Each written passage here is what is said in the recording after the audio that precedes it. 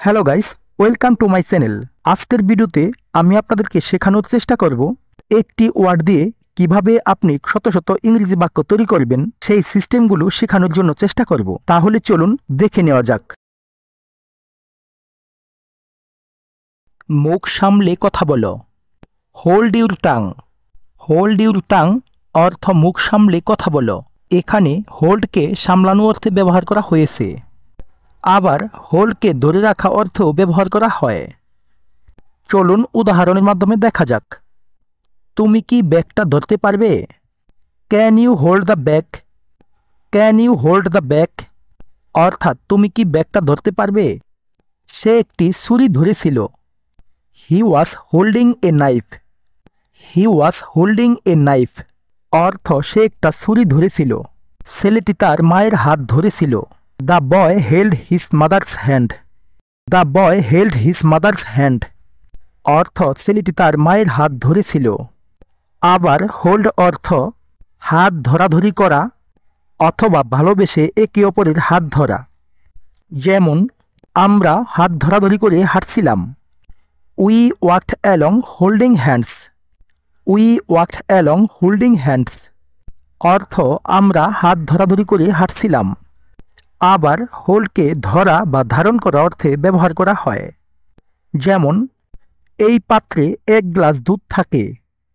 This container holds a glass of milk. This container holds a glass of milk অর্থ এই পাত্রে এক glass দুধ থাকে। এখানে হোল্ডকে ধারণ করা অর্থে ব্যবহার করা হলো। এইভাবে একটি শব্দকে বিভিন্নভাবে ব্যবহার করে আপনারা যদি বাক্য তৈরি করতে পারেন, তাহলে আপনাদের ইংরেজিতে কথা বলতে অনেকটাই হেল্প হবে। তাই এইভাবে একটি শব্দকে বিভিন্নভাবে বাক্য তৈরি করার অনুশীলন করুন। তাহলে আপনার কাছে ইংরেজিটা অনেক সহজ মনে হবে। চলুন শুরু করা যাক। কাজল খুব হাসে। কাজল লাভস এ লট। কাজল লাভস এ লট অর্থ কাজল খুব হাসে। এখানে এ লট অথবা লটস অফ অর্থ হচ্ছে অনেক, পর্যাপ্ত পরিমাণ বা প্রচুর। চলুন এ লট অথবা লটস অফ দিয়ে কতগুলো বাক্য শিখে নেওয়া যাক। সে অনেক খাবার খায়। He eats lots of food. He eats lots of food অর্থ সে অনেক খাবার খায়। এখানে প্রচুর বা পর্যাপ্ত অর্থে লটস অফকে ব্যবহার করা হলো। সেখানে অনেক লোক ছিল। There were a lots of people. There were a lots of people অর্থ সেখানে অনেক লোক ছিল। সে অনেক টাকা আয় করেন। হি earns lots of money. He earns lots of money অর্থ সে অনেক টাকা আয় করেন। আমি আজ অনেক ভালো বোধ করছি। I am feeling a lot better today. I am feeling a lot better today অর্থ আমি আজ অনেক ভালো বোধ করছি।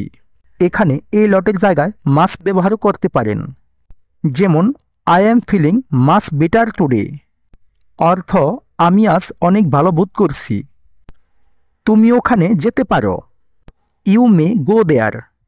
ইউ মে গো দেয়ার অর্থ তুমি ওখানে যেতে পারো। এখানে মে হচ্ছে মডাল ভার্ব। সম্ভাবনা বোঝানোর জন্য বা হয়তো অর্থে মেকে ব্যবহার করা হয়। চলুন মে দিয়ে কতগুলো বাক্যর উদাহরণ দেখা যাক। অন্যান্য সমস্যা হতে পারে। There may be other problems. There may be other problems অর্থ অন্যান্য সমস্যা হতে পারে। তার এটা পছন্দ নাও হতে পারে। He may not like it. He may not like it অর্থ তার এটা পছন্দ নাও হতে পারে। মেকে আবার অনুমতি চাওয়া বা অনুমতি দেওয়া অর্থেও ব্যবহার করা হয়। যেমন আমি কি এখন কথা বলতে পারি? May I speak now. May I speak now অর্থ আমি কি এখন কথা বলতে পারি। এখানে মেকে অনুমতি চাওয়া অর্থে ব্যবহার করা হলো। তুমি সেখানে যেতে পারো। You may go there. You may গো দেয়ার অর্থ তুমি সেখানে যেতে পারো। এখানে মেয়েকে অনুমতি দেওয়া অর্থে ব্যবহার করা হলো। আমি চিৎকার শুনলাম। I hard সিমিং।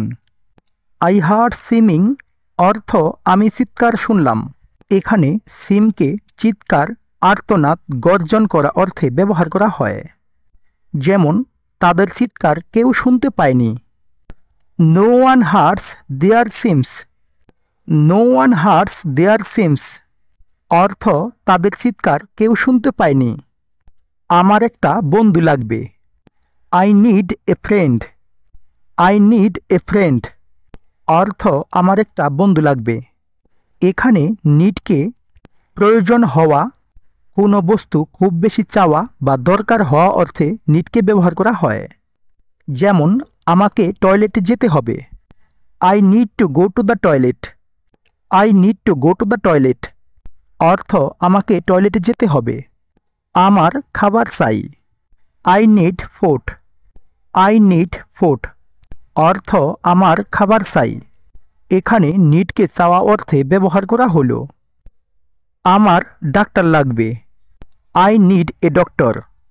I need a doctor অর্থ আমার ডাক্তার লাগবে। এখানে আবার নিডকে লাগবে অর্থে ব্যবহার করা হলো। এইভাবে যদি আপনি একটি ওয়ার্ড দিয়ে বিভিন্নভাবে বাক্য তৈরি করতে পারেন, তাহলে আপনার পক্ষে ইংরেজি বলা অনেকটাই সহজ হয়ে যাবে। ভিডিওটা ভালো লাগলে অবশ্যই একটা লাইক করে দিন। আজকে এ পর্যন্তই। Thanks for watching.